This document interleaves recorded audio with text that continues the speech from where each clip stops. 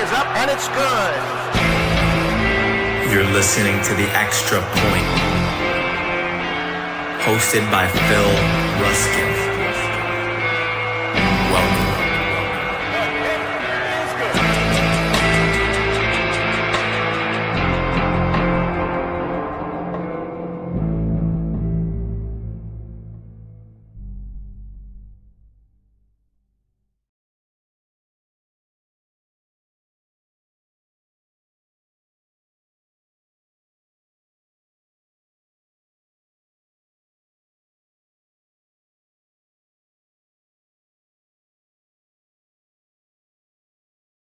So I'm out. So it's just me again tonight. No, I'm kidding. He had something come up. Totally get it. But I will be here tonight taking you guys through some second round rookies. I will be answering questions in the chat. Tonight is one of those nights where if you've got a question, it is getting answered. Throw it in the chat.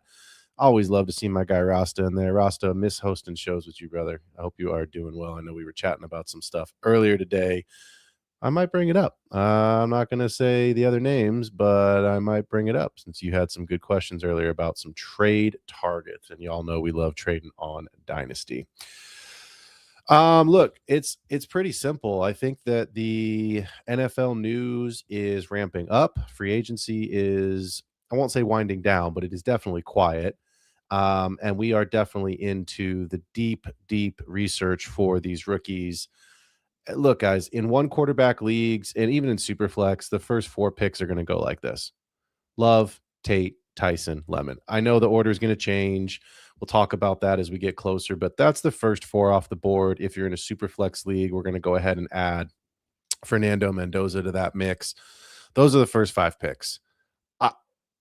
I project right now that it's going to be Omar Cooper Jr. is getting a lot of first round buzz. He's getting mocked by all of the NFL pundits and so-called experts in the first round now. So Omar Cooper Jr., KC Concepcion, Denzel Boston, and Kenyon Sadiq. And that's going to take us up to the 108, maybe 109, depending on your format. Because again, in Superflex, Mendoza is going to be drafted. So what we're talking about is really picks 10, 11, 12, and that's where we're going to start the discussion tonight. I know the show is called Second Round Rookie Picks. I get that, but the reality is that the pool of players we're talking about is most likely going to be the pool of players come April when the rookie draft actually begins. So I'm going to start here with kind of the onesie positions. Look, the onesie positions are, it's tough right now, right? Because if you look at the drop off from Fernando Mendoza, what and who is Ty Simpson, right? What and who is Carson Beck? I know there's Garrett Nussmeier who's out there, and if you're watching the Twitter sphere and you're watching videos, look, all these guys had phenomenal pro days. That's what they're supposed to do. They're running around in t-shirts. There's no pressure in their face. They're launching 70-yard bombs, and it looks cool. But Anthony Richard was launching 80-yard bombs and hitting the ceiling and broke the combine, and you don't want him on your fantasy team as much as I love the kid and as much as I want him to do well because he's a Gator. The reality is we have to fish and cut bait, and sometimes we got to cut quarterbacks. So the buzz right now is that Ty Simpson is the, quote, best quarterback in the class. I don't know. Maybe not. Here's what I do know, and you guys know if you listen to this show, if you watch this show, I want to give you guys fact and I want to give you data because that's how I make a lot of decisions, and honestly, it's how you should be making a lot of your decisions too. I'm not saying don't go out and get your favorite player. If you're a Detroit Lions fan and you want to trade the world to get Gibbs on your team, fine, trade for Gibbs. Gibbs is the number 1, number 2 running back, but I still think that you at some point have to be objective and sometimes a little subjective and use the data to make some of these decisions, especially in tiebreakers. Ty Simpson has 15 starts under his belt. I'm not sitting here saying he's a bad quarterback. I just don't know that he's going to be a starting quarterback in this league. And if he is, for how long? And so what you see in the NFL right now is teams are going away from project quarterbacks, the Anthony Richardsons of the world, the Jalen Milrose of the world. Sure, they're athletic freaks and they can do incredible things, but can they read a defense? Can they make accurate passes? Anthony Richardson lost his job not because he wasn't an athletic freak. He scored a ton of rushing touchdowns and he scored fantasy points when he did play. The kid can't make a pass. So my questions around Ty Simpson are this. Number 1, is 15 starts on large enough sample size for an NFL team to say, we're going to make you your starter? Last year, the answer to that question would have been yes.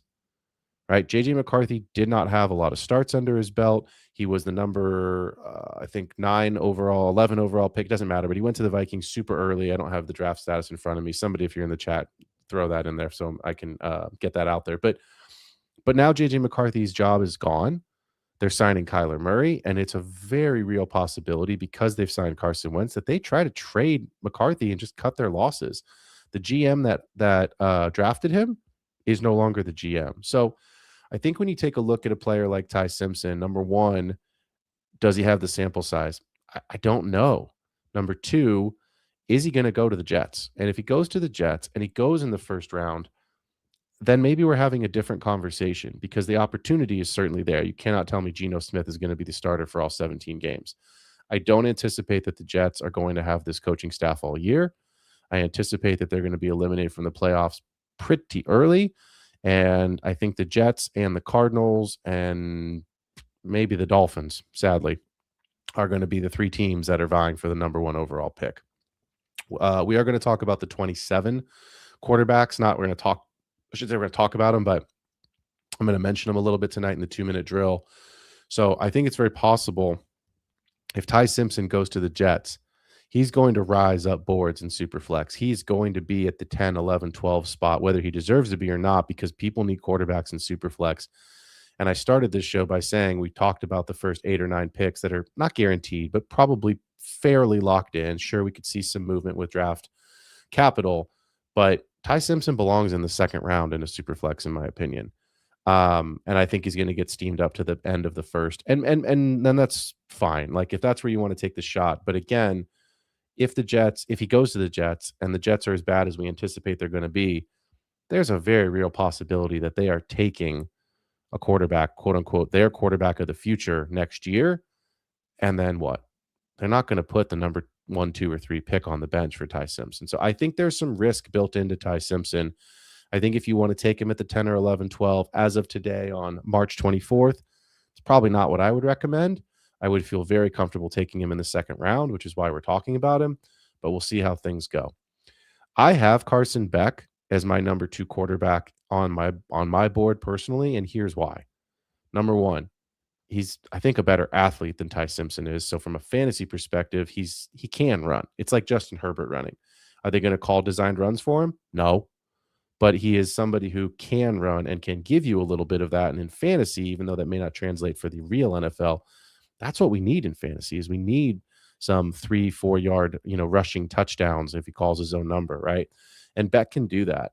The other thing I like about Beck is, again, maybe not the best quarterback in this class, but he's had 5-6 years of college. And again, a year, maybe 2 years ago, that would have been, oh, he's old. You don't want him on your team. He's not good enough. Case in point, Bo Nix.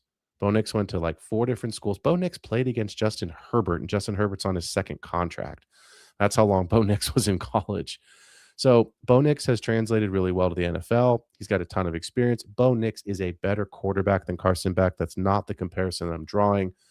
But I think if you're in the second round, in the middle to the late second round in Superflex, that's the perfect time to draft Carson Beck. I hope he gets to a landing spot where he's got a path to playing time, because I think he is a backup player. He's not going to be a starter, but he's a player that could compete. And if somebody on your team goes down, and it will happen, injuries happen all the time, that's a good player to have in the second round in a Superflex format. I don't anticipate in single quarterback Ty Simpson or Carson Beck going any earlier than the third round, but I do think it's very, very possible that they could still be on the board in the middle of the second in a Superflex draft, and that's where I would target these quarterbacks. Last guy I want to talk about at the onesie position really quickly is Eli Stowers. I really like him. I think he's a good running back. Sorry, I'm looking at the next thing. I think he's a really good tight end. He's big, he's strong, he's physical. He had good metrics at the combine. He's a good player.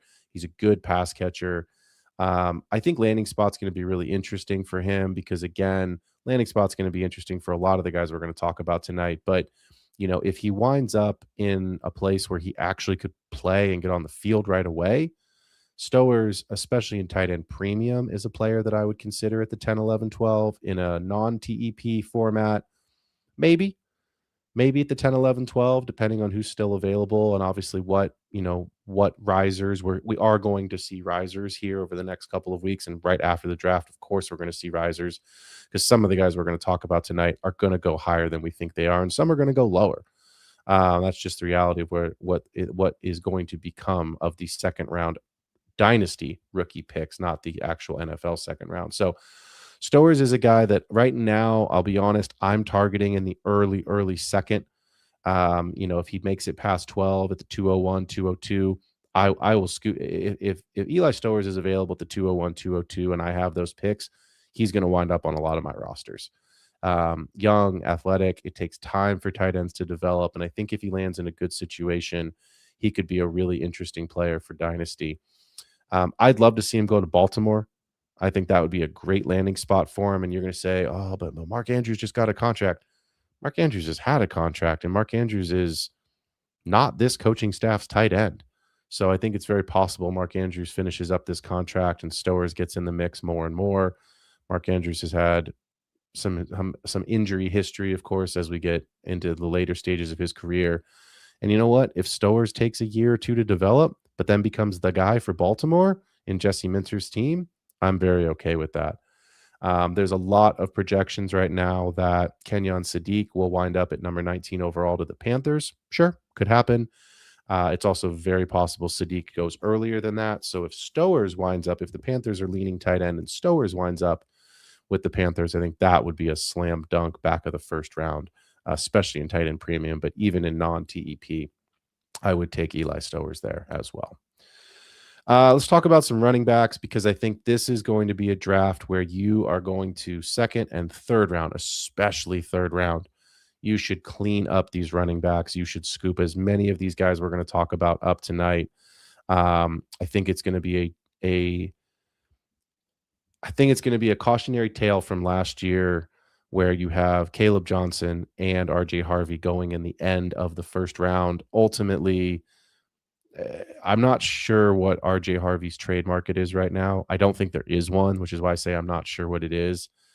But Caleb Johnson has no trade market. I mean, he has none. So I think it's going to be really difficult for me personally. I just don't see this as the strongest running back class.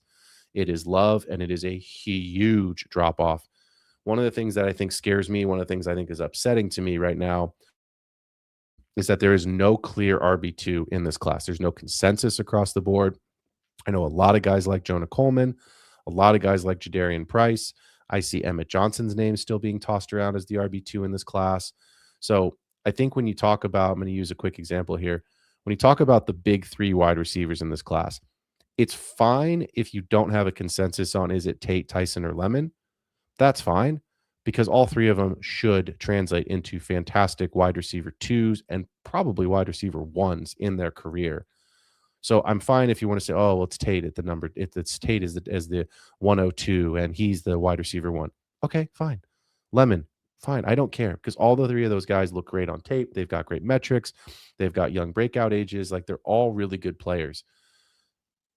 This running back class, I said it last week and I'll say it again, it's giving off more of the Benson Brooks kind of vibes than it is the Bijan, Achans, and Gibbs sort of vibes. And I know that's a far stretch, because obviously we put Love in that category. We anticipate, I should say, putting Love in that category with the Bijan, Gibbs, and Achans. But I'm really struggling with this class. So Jonah Coleman is a really interesting prospect, right? He's a kid out of Washington. I think the Seahawks need a running back. It's very possible that they take one here in the second round. I could see them pulling the trigger on a Coleman, on a Jadarian Price.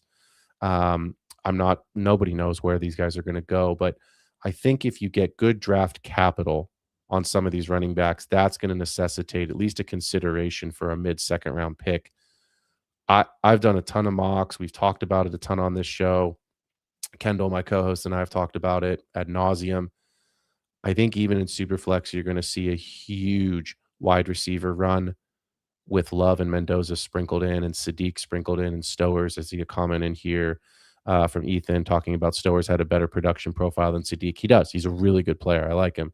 So I think it's very possible you see a super heavy, maybe as many as 7, 8 wide receivers in the first round, We'll throw Sadiq in there. That gives us a tight end, Love, and Mendoza. That's a quarterback. That's 10, 11 picks already. So I don't know who the RB2 is. Nobody seems to have that consensus, but someone is going to rise. I would give you that cautionary tale of RJ Harvey and Caleb Johnson. I have personally Jonah Coleman at number 2. I have Emmett Johnson at 3, and I have Jadarian Price at 4 in this class.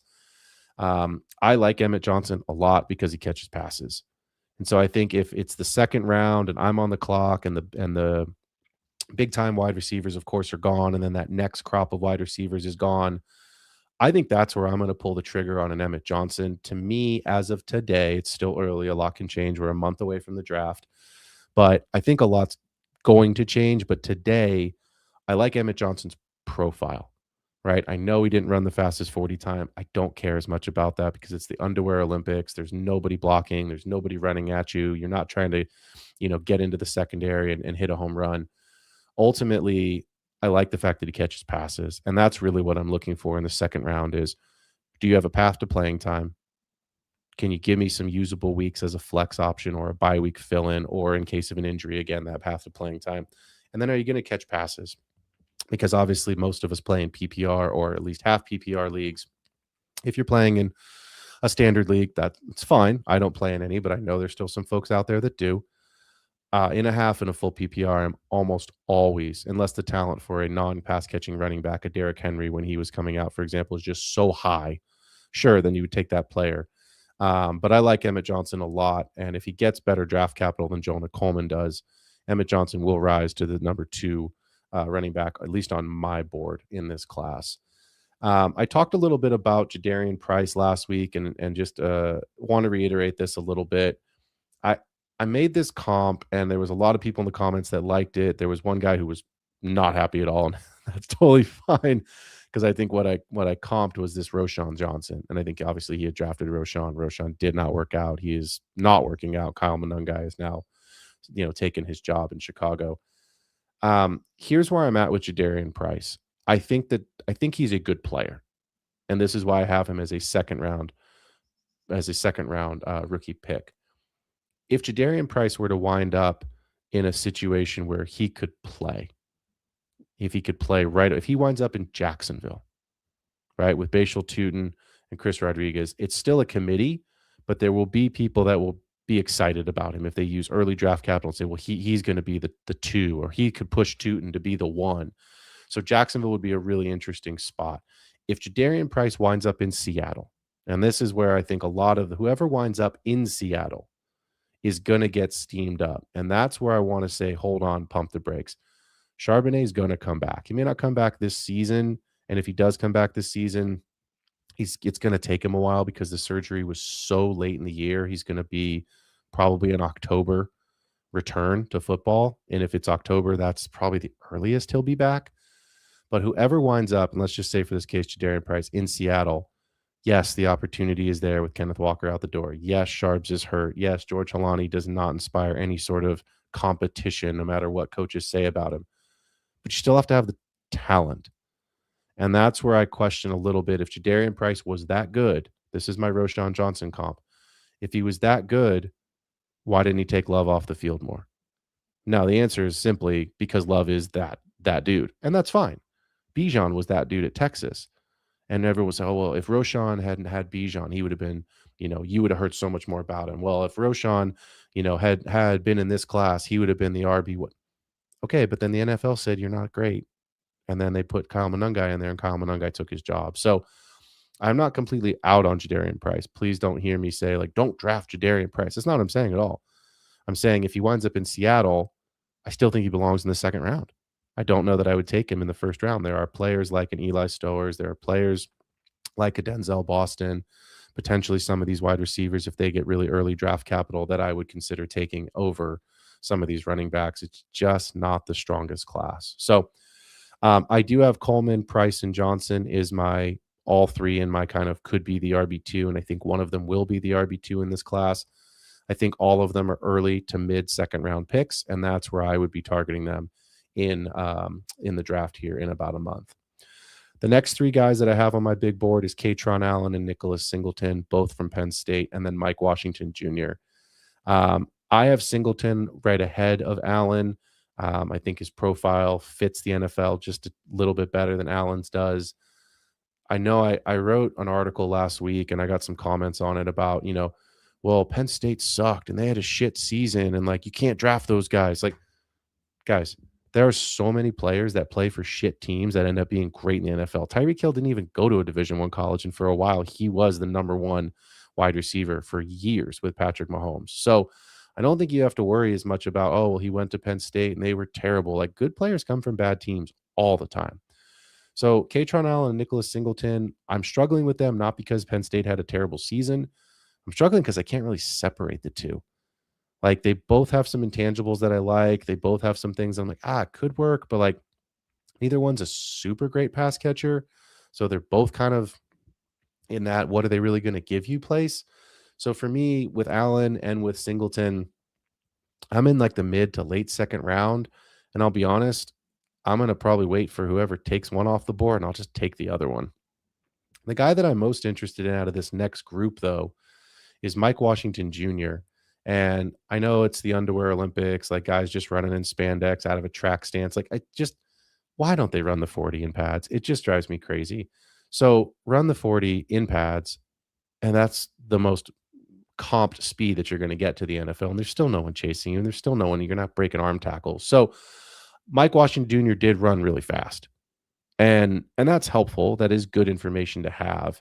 He's an interesting prospect because I think there is a possibility he winds up going ahead of Allen and Singleton in the real draft. We're going to find out a lot, of course, over that draft weekend, and that's going to dictate, I think, a lot of our opinions about where these guys are ultimately going to be drafted in your rookie draft. But Mike Washington Jr. is an interesting prospect because the speed is already there, even if it's in his his spandex and not in his pads. Dude's quick. And that does translate to the NFL. So I think there's going to be some teams that will take a flyer on him. I think he's a day 2 pick in round 3, but it's very possible he winds up in round 4. So we're going to see. But that's how I have this order right now, is kind of the next group of players is Jonah Coleman, Emmett Johnson, Jadarian Price, and then Singleton, Katron Allen, and Mike Washington. So those are 6 names that I think you should start to research, start to look into, and certainly try to take some information from their college tape and see where you think that's going to translate. Before we get into the wide receivers, just want to talk really quickly about some of these mock drafts that I've seen. I think when you guys take a look and you all listen to podcasts, you read it, you read articles, you're watching stuff on YouTube. I do think it's important to take away some information from some of these mock drafts from NFL.com, right? I'm not talking about rookie dynasty mock drafts. I'm talking about from the real NFL mock drafts, because I do think a lot of what you can read and pull out of that, they're just small little tidbits, but start to look for patterns, right? Start to look for patterns, and not necessarily like, oh, does so-and-so have this guy mocked to the same team as that sports writer? That's not what I'm talking about. I'm talking about, are you looking when somebody says a running back, a wide receiver is going to go to this team? Is there a path to playing time there? Is there somebody who says, okay, Jadarian Price is going to go to the Seahawks? The Seahawks in this is probably not the best example because the Seahawks are probably taking a running back. But are the Saints, are they the ones that are all getting mocked a running back? Because that's probably not who you want. They just paid Travis Etienne $52 million. I don't think there's a trade market for Alvin Kamara. So ultimately, what does that mean? If Kamara's on this team, Kamara's the RB2, unless he retires from football. If Kamara's on the Saints, he's probably the RB2, and whoever this rookie is, because we've seen it. We've seen Devin Neal. We've seen, gosh, my brain just went blank. This is when I need Kendall. Whoever the kid was that my brain's blanking on right now that had all the opportunity in the world and kept getting injured. So it's like, I think when you look at some of these mock drafts, start to see, like, are people being mocked to places where they could actually play? Is there an opportunity for someone to get onto the field? And I think that's where you start to say, okay, this is probably a player, even though he's been mocked 2 or 3 different NFL teams, that the writers believe, hey, this is a good enough player that he's probably going to slot in as the RB2 somewhere. Houston would be an interesting place. I know people like Woody Marks a lot, and David Montgomery just got signed. But Houston would be an interesting place. Could one of these guys beat Woody Marks for a spot? Possibly. I don't know. I like Woody Marks personally, but it is possible, that there's teams like that, right? Detroit, They just signed Pacheco. Pacheco's good. He's not great. He's not going to take away from Gibbs. So I think that would be an interesting landing spot for some of these running backs as well, right? Let's talk about some wide receivers. Look, it's pretty easy to say that Taysom and Lemon are the big three. We all know that. I think the next group is Cooper Jr., Concepcion, and Denzel Boston. That seems to be the consensus right now for guys that the NFL seems to like. If you start to see some of the tweets about so-and-so is coming in on a top 30 visit, I think KC Concepcion was on 2 visits this week for top 30. Denzel Boston was in with the Niners this week. So if that happens, rest in peace, Ricky Pearsall. As much as I hate to say that, but you start to see some of these guys that are going on a top 30 visit. You're not going on a top 30 visit if you're not getting picked in the first 2 days. You're just not. So what I want to talk through here really quickly is Elijah Surratt, Chris Bell, Jeremy Bernard, Zachariah Branch. These are really interesting names in the second round because I don't think that they're going to be back end of the first round. Now, they could. These are some names that could sneak into the 10, 11, 12 spot. I would have most of these players. I'll be honest. Chris Bell, I really like, but the injury history, I think, is really going to dictate what his actual NFL draft capital turns out to be. But Jeremy Bernard from Alabama, Zachariah Branch from Georgia, and Elijah Surratt from Indiana, if they are on the board at the 201, 202, 203, I am pulling the trigger there, and I would probably take all 3 of those players ahead of the RB2 in the class, unless it's a great landing spot. You can start to see and hear the pattern in my voice. I'm just not stoked on this running back class. I'm not. I've got a question that I'm going to get to here in a little bit about trades. Personally, if I'm looking at this running back class, I would try and trade a second for a veteran versus some of these rookies. Now, some of the rookies, like, I would take a shot on, but I would go we play Dynasty in a 2-3 year window. I would go take a 2 or 3 year window of a David Montgomery, for example, who just signed with Houston. I would take 2 years of David Montgomery over some of these running backs, especially if the path to playing time isn't good. We've seen what Monty can do. He's a good player. It's not going to be the same as it was in Detroit, but it's still going to be good enough. There's going to be touchdowns in his locker. So Elijah Surratt, Chris Bell, Jeremy Bernard, Zachariah Branch. These are 4 names that I think we should be paying attention to, both in the rookie drafts as well as in the real NFL draft. Chris Bell's big. He's strong. It's a Debo light kind of comparison. There's a lot of yak there. He's had some injury history at Louisville. I think if he doesn't have that injury history, he's probably honestly going in that Denzel Boston at kind of back of the first round. That's probably where he would wind up. So I think he's a player that you might get a value on in the early second round because people are going to be scared away because of that injury history. Now, again, the NFL might be as well. So we'll see what that draft capital looks like. Elijah Surratt had a phenomenal season coming out of Indiana. All the Indiana guys did, national championship and Big Ten title. But he's a player that I really like that I think also could sneak into the end of the first round of your rookie draft. So if he's available in the second, I would pull the trigger on him as well. He profiles as a number 2 wide receiver. He can play in the slot. I think he's a good pass catching wide receiver. He's got good hands. But he's a player that I think could be an interesting player as a number 2, a true number 2. I say this because I think it's a possibility. The Colts just moved Michael Pittman. They paid Alec Pierce the bag. They have Josh Downs, but I think the Colts could be a team that take a wide receiver to be the number 2 there with Alec Pierce, and Surratt could fit their bill and fit their brand. So I think he's an interesting name to look for Indianapolis. He would be a really, really interesting player, in my opinion, if he winds up on the Colts. There's a lot of other teams I think that he would fit as well. The obvious answer is whoever goes to Miami is going to be rising up draft boards. It's very possible Miami takes 2 wide receivers in this class. I think they could take one of Tate, Tyson, or Lemon as early as 11. And I think it's very possible they take a second or a third round wide receiver. So Chris Bell, Jeremy Bernard, Zachariah Branch, Elijah Surratt could also wind up in Miami. And if they wind up there, that to me would be a really, really great landing spot for Malik Willis and obviously for these players' values. Jeremy Bernard, Zachariah Branch, both SEC guys, SEC, big games, big speed.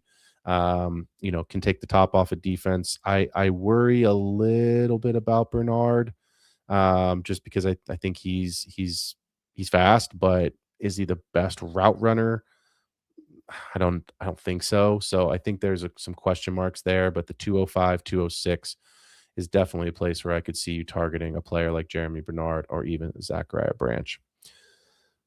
Let's get into a question here. Wicked Pompano, good to see you, man. He says, good evening, fam. Phil, do you find you have better success or chances at taking your guy in these later rounds or trying to move second picks in a package for a future second in 2027? It's a good question. I'll leave it up so people can see it if they're watching the show. I think it depends on when you're in the second half of the second round. To me, that's almost call your shot time. The third round is completely dart throws, and I think that's where you're just scooping up as many running backs and tight ends as you possibly can. But I am almost always a draft for best player available than I am draft for need. So I'll answer the first part of the question of like taking my guy. I'm always going to take the player that I think has the highest resale value, right? Kendall and I are day traders. That's really what we do with Dynasty is we are going to constantly acquire players. Most of what we acquire doesn't wind up on our roster. We acquire it so that we can flip it. So I think if you're looking at resale value, that's where you want to take the shot on some of these guys. Can they work out for you for a year? Absolutely. Like Jaden Higgins. Jaden Higgins was a middle of the second round pick last year. Obviously not Christian Kirk. It was Nico. Tank got the injury. They drafted Jalen Noel. It took a while for Higgins to fill in that wide receiver 2 role. I think Higgins is going to be another good. He's going to have another good season. I think he's going to be a good player. He's not going to be the one there unless Nico just misses a season. So I think he's a good example of good player, good talent. Can I flip him for something more? Yes. This year, I will say this. This is the year that I'm trying to trade out or down from the second half of the second round and on to get picks in 27. 27 is a stronger class. And I'll say this is going to kind of go into my 2-minute drill tonight. So I don't want to take away from the 2-minute drill, but the 27 quarterback class is loaded. And so I think if you can get picks off your roster this year, target the managers who don't have a lot of picks that might want to pick and are willing to move a pick next year, that's probably what I would do, especially if you're starting to get to a point in the draft where you're saying, hey, the ceiling might not be super high, or hey, this guy just got drafted by Detroit as a wide receiver. Like, that's not where you want to wind up with Amon-Ra and Jamison Williams and Isaac Tesla. Like, that's not a pick that I want. If if your guy is this wide receiver and you're like, oh man, I got to get this guy, and he winds up playing for the Lions, I'm trading out of that pick. So I hope that answers your question. I am a big fan this year, and I'll talk about this because it's kind of dovetails off of that answer. I am a big fan this year of trying to consolidate picks. I don't think this is the deepest draft class. I was listening to 2 different podcasts actually earlier today. One was the Fantasy Footballers and the other was the Yahoo Monday Mock Draft podcast. And they pretty much have been saying the same thing on those podcasts for the last couple of weeks. Not the deepest draft class. Talent is very high at the top end. It's stacked at the top end. Next year's draft class is loaded. So I talked about this a couple of weeks ago in the 2-minute drill on the show. I said, if you are at the 9 through 12 in your league, I would do one of 2 things. I would package to try to get inside the top 8, because if you're inside the top 5, you're getting one of the big 3 wide receivers, Jeremiah Love or in Superflex Mendoza, and that's the premium talent. But then there's that next group of 3 who I think right now is Omar Cooper Jr., Casey Concepcion, and Denzel Boston at the wide receiver position. I'll throw Kenyon Sadiq in that mix. So if you can get into the top 8, I think that's where you want to be, because I think the draft in Superflex starts at the 106, and I think the draft in single quarterback starts at the 105, because the first 4 picks is going to be Love and the 3 wide receivers. The order can change, but that's what it's going to be. So I would try to trade up. If you can't trade up, people aren't going to move, or you don't have the capital, that's fine.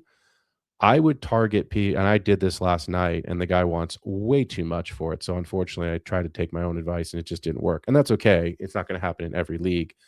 But if you have the 111, 112, I would target the manager that's got 2 early seconds and see if he wants to trade up and grab those 2 seconds. Because I think what you're gonna find is it's the same pool of players, right? We talk about it in redraft formats.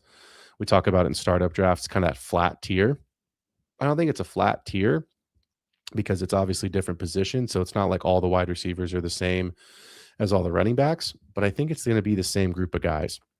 I don't see unless there's a crazy, NFL draft capital player that we're not talking about as a second rounder already that suddenly emerges out of nowhere and is like, "Oh, that's the 201." Like, okay, sure, maybe, but like I don't see it as of today, and I don't think a lot of people in the industry see it. So, if you've got the 111 and the 112, I would honestly, especially if you're a team that could use the extra pick, maybe you're not rebuilding, but maybe you could use the extra pick. Obviously, if you're drafting at the 111 or 112, your team's probably pretty good unless you acquired that pick from whoever won the league. But if that's your first round pick, then you probably are pretty good. I would take the shot on 2 seconds versus just the 112 because I think you're going to have 2 dart throws instead of 1. So that's some trade strategy of things that I'm looking at. And I think there are some places in the second round where you might be able to do that as well. Take the 205 and see if you can't get the 209 and the 210. So just some things to keep in mind. Speaking of looking ahead, look, I understand looking ahead can be a little scary. There's a lot of unknowns. You're going to trade away, a big player and you're going to get 2 firsts, for that player. And then all of a sudden those 2 firsts become the 111 the next 2 consecutive years. And you're just not stoked on that. Has happened to me. It's probably happened to all of you. But I say this, there are several positions next year that are going to be hot. One of them is quarterback, and getting ahead of it now, that to me is the play. And assuming that you're not a contender, I would consider selling some players for a 27 first. I'll give you a real life example. I'm in a super flex league right now where I have Bucky Irving. My team, I normally I like to get through my startup drafts and kind of evaluate what my team's ceiling is before I decide to make any moves at all. The quarterback market, I almost always do auction drafts because snake is difficult. You just don't get access to the whole board, and the trading is fine, but I like an auction format for a dynasty startup because you have access to all the players and you can really figure out your roster construction in a pretty equitable way. So the quarterback market in that startup draft, this is year 2 of that league. It was outrageous. I mean, guys, Bo Nix went for more than Jalen Hurts and Justin Herbert did. Bo Nix went for like $30 more than Justin Herbert did. I wound up with Justin Herbert. So I only got Justin Herbert. And when I looked at my team, I was like, man, my wide receiver room is loaded. My running back room is real thin. My quarterback room is Justin Herbert and nobody else. So I made the decision to go ahead and sell Amon-Ra for 2 firsts and a second. I made the decision to sell McConkey for 2 firsts and a second. So I got a haul right after the draft for my top 2 guys. Still have Devonta Smith, still have Jalen Waddle on that roster. But I have Bucky, and my RB2 right now is Jalen Warren. So I'm looking at my roster saying, I just don't have the ceiling. I won't call it a full rebuild because I have some pieces, but I'm in a mini rebuild. And I'm considering, I just put the offer out there today, or yesterday, I should say, and followed up on it today. I'm going to look at taking Bucky and trying to get a 27 first for him because the guy that I've asked for the first back from from Bucky, he has the 101. He'll take Jeremiah Love. He has nobody else on his roster. His running back room is Braylon Allen. And I mean, it's bad. It's really bad. So to me, it's like, can I use that on a running back next year? Yes. Can I win this year with my current roster? No. Do I need a quarterback? I need 2, in all honesty. I have Justin Herbert, and then I've got Joe Flacco and Jameis Winston and backups. I don't have a viable starter. You don't have to play a quarterback in Superflex in that QB spot. Everyone does, but like you don't have to. And so I'm looking at my team saying, would I rather get the 108 for Bucky this year? Because that's what I'm getting offered.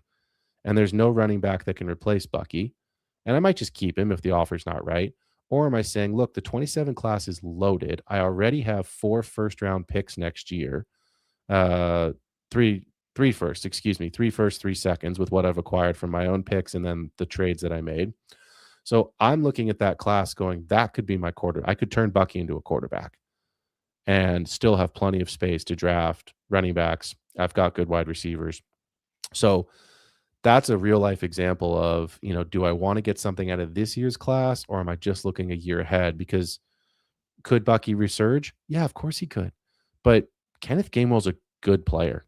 He's a really good player. I had a guy last night offer me Kenneth Gainwell straight up for Jalen Warren, because he's got Rico Dowdle and I have Bucky. And I sent the guy a message. I was like, look, I'm just not interested in this trade right now. I might be moving Bucky.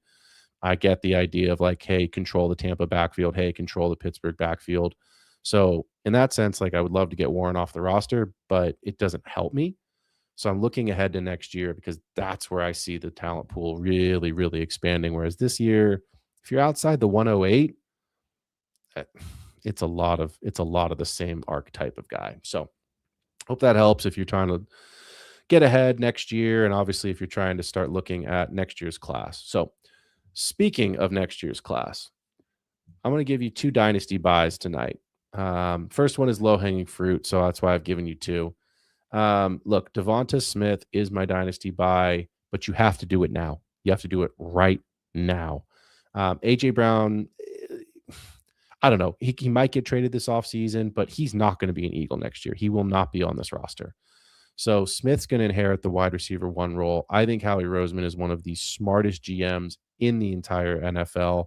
He is always a year ahead, and he's playing chess while other people are playing checkers. And I am not an Eagles fan, believe me, but I respect the guy. And sometimes you just got to respect the you got to respect the job and respect what people can do. So I think it's very real, and I heard this on that Yahoo Dynasty show I was listening to today.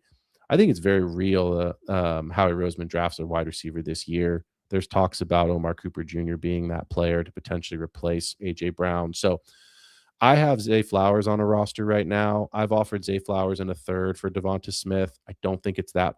I think that's a fair trade. I don't think it's that far off, but I could bump that up a little bit if you truly believe Smith's going to be the number 1. I think if you have the 104, if you have the 105 in this year's draft, look, I like Jordan Tyson a lot. I'm very high on Jordan Tyson. I think I have it Tate, Tyson, Lemon. Personally, that's my rankings right now. I know a lot of people have Tyson as the 3rd guy of the big 3 because of the injury history, but I talked about it last week on the show. Tyson's the best route runner. Tyson's the most complete wide receiver of the 3. I think the injury history is going to knock him a little bit. I do think it's very possible he is the 3rd wide receiver of the big 3 taken in the draft. But I think if he's healthy, he's potentially the best one. I think if the 104, 105 is a pick that you have and Tyson scares you, because that's probably who's going to be available when you're on the clock, assuming you're not in a super flex league. And even if you are, Mendoza's probably going to be the 102. I would offer the 104 or the 105 for Devonta Smith. I think that trade probably gets done. If you need to add a 3rd on top because somebody values him more, then like, fine, you'll never miss that 3rd. But I would trade for Devonta Smith, and I would do it right now because the news this summer is going to be A.J. Brown on a constant carousel until something happens. And even if he stays, Devonta Smith and A.J. Brown have both been wide receiver 1s in the same season with Jalen Hurts, and A.J. Brown's not going to be around after this year. So even if Brown is an Eagle this season, get a year ahead of it.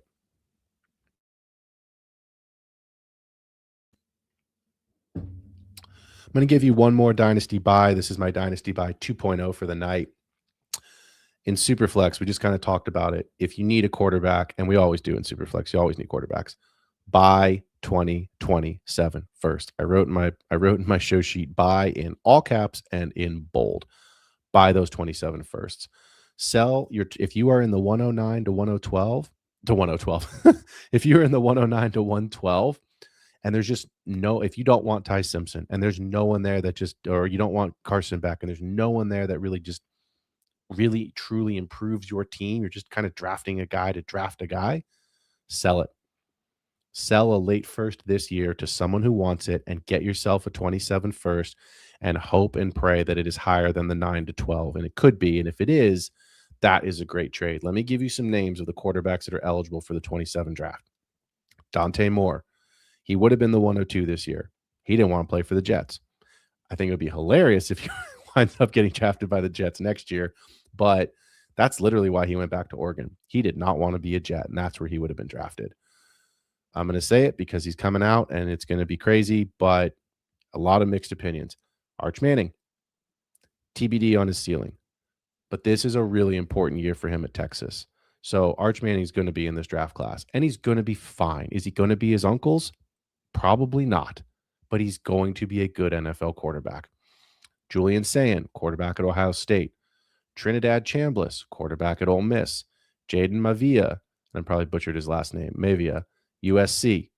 Lenoris Sellers, South Carolina, and there are already guys talking about 4 of these guys being first round NFL capital by the 2027 firsts.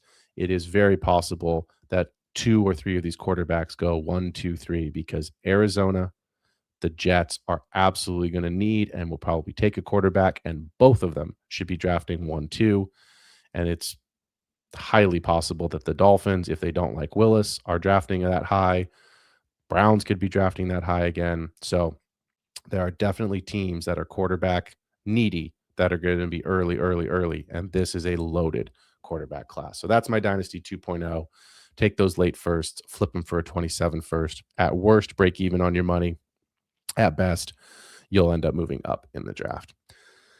It's a short show tonight. It's always a little shorter when I don't have my buddy here to bounce some ideas and talk some football with. So if you got more questions, I'm happy to hang out for a minute or two and take some more questions. If you've got real trade offers happening, shoot those to me. We can talk through those. I am going to be putting together, I already am compiling, but I will continue to add to the trade show is coming up. I know we've got a lot of people asking, what should I be buying? What should I be selling?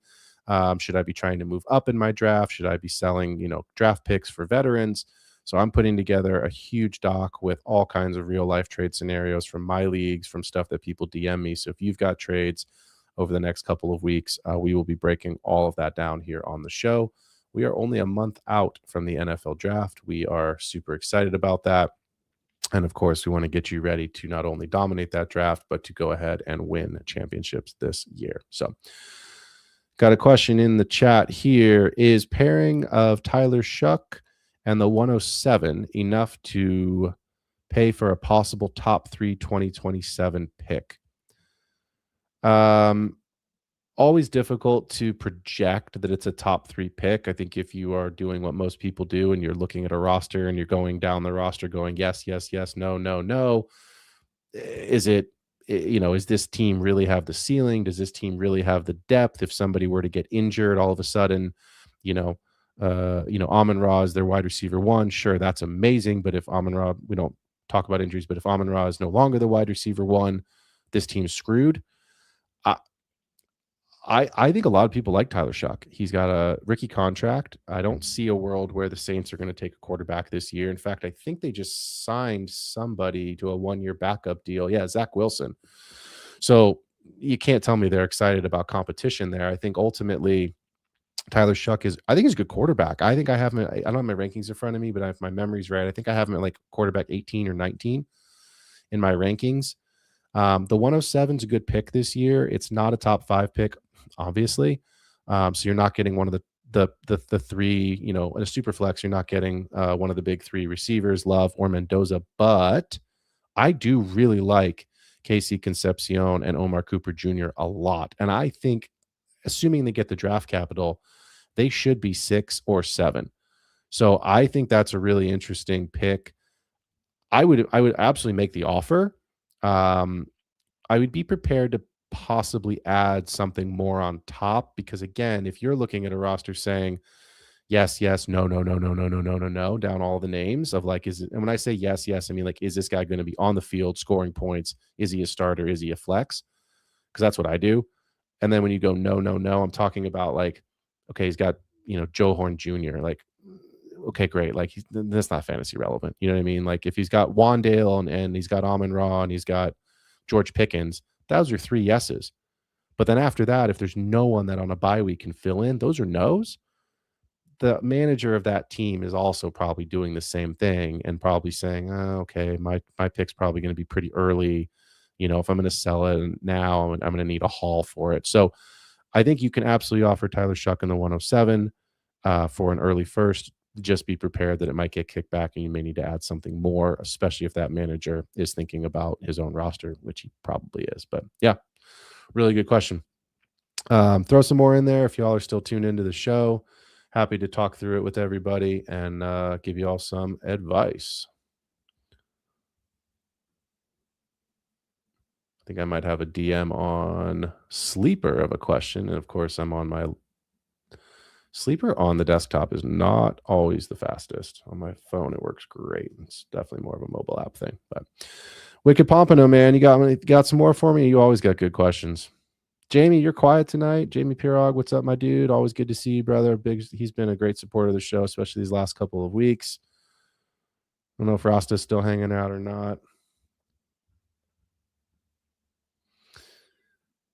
All right, guys. I'm going to wrap the show. Again, we will be back next Tuesday, as we always are. We will be talking some more rookies. We will start to sprinkle in some of those trades. I think it is going to be the draft's going to be here quick, so I think it's going to be kind of a fast and furious push here. Start looking at your roster. Start thinking about some of those trade questions. DM me at P Ruskin. Please like and subscribe to the show. You can always follow our Discord channel as well. We do interact in there. We do. I was a ton of trade questions in our Discord. We were answered some of those earlier today. So yes, please get those trades ready because we are going to be breaking down all kinds of trades over the next couple of weeks as we get ready for the NFL draft and your following rookie drafts. For all of us here at the Get Right Fantasy Network and for myself, Phil Ruskin of The Extra Point, appreciate y'all being here on a Tuesday night. Talk to y'all soon. We out. Wanted to write fantasy is the play, marking nothing but